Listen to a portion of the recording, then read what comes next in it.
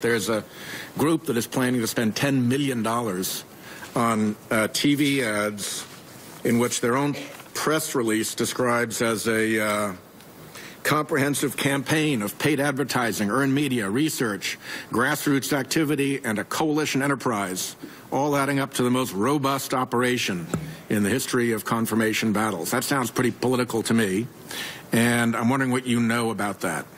I've heard a lot about it, Senator, from you, from others. I've heard a lot about it.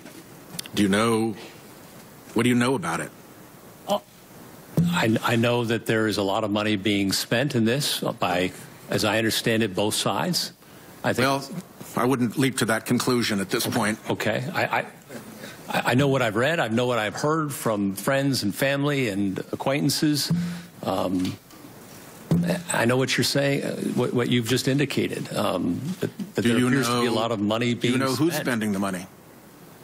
Senator, I could speculate based on what I've read and what I've heard, but I don't know individuals who are contributing. I don't know that. Do you know if your friend Mr. Anschutz is contributing? I don't know. When you became a judge, you were here in Washington. You were working in Washington. I understand there were 3 extremely well-qualified Coloradan women attorneys who were on the short list being considered by the Bush White House. The Denver Post then did a profile of these women. And at that point, and your name was not on that list, at that point, a billionaire conservative donor intervened. He lobbied the White House to appoint you. You were his lawyer. He liked you.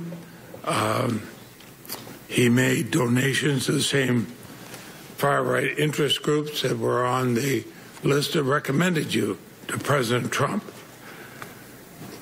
Are these areas of concern? Senator, with respect to my nomination, as I recall... I'm talking about the circuit. Yeah.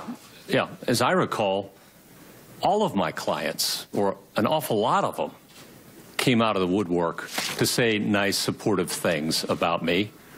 And Phil Anschutz was one. And I think there's probably letters in there from the fellow with the gravel pit, too. Which one do you think the White House listened to the most, Mr. Anschutz or a gravel pit owner? I mean, let's be realistic. Senator, I think what they probably listened to was the fact that they'd seen me in action at the Department of Justice. That's my guess, if you're asking me to guess, but that's a guess because I didn't make the decision.